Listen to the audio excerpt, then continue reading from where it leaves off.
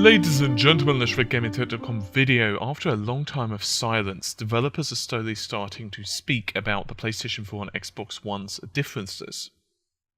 Harry Kruger, who is the lead programmer of Resogun, has actually started to speak himself about this. Now remember, they are making exclusives for Sony, so that's just something to keep in mind. Regardless, many developers now are starting to weigh in on the differences between the GDDR5 memory as well as the extra GPU grunt.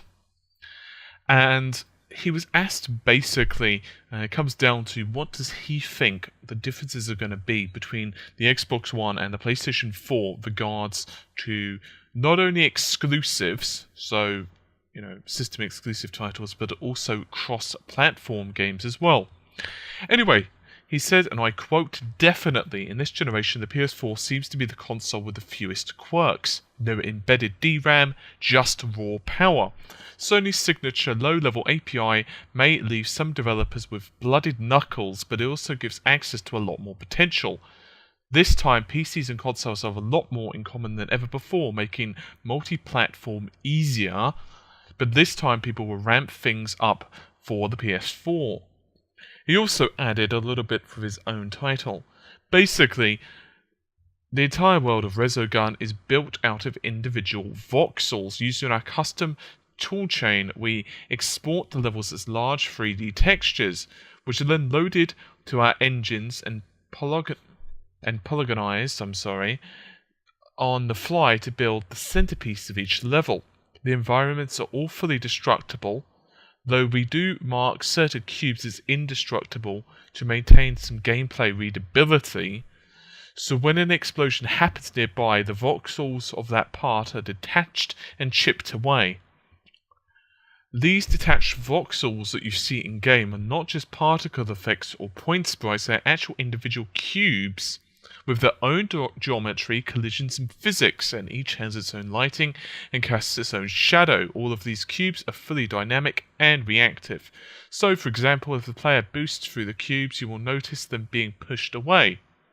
Our engine supports up to 500,000 of these at any one time, though normal gameplay we rarely exceed 200,000.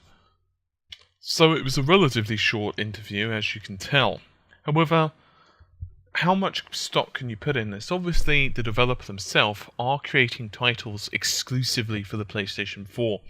And so I'll grant you, I don't give them 100% credibility. In other words, they are not, say, without any biased. Regardless, it is something that most developers now are starting to echo. It is becoming a pretty loud voice. I personally can't think of any real developers who are singing praise for their memory configuration or GPU configuration of the Xbox One. Of course, developers are occasionally praising the cloud-based functionality and the power of the Xbox One. For example, Titanfall, the developers of that have said quite consistently that, well, you know what, it does make a lot of difference, of course. Forza developers are saying that it's really good for, say, AI. But it does appear that most developers, on the face of it, just when they're just jumping into the development, they find that the PlayStation 4 is far easier to, utilize. And that's the key, really. The fact that the PS4 is going to be easy to use, it's going to be easy to access all the functions.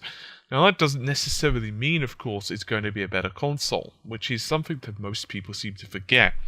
It really does depend heavily on what the developers themselves actually really put into it.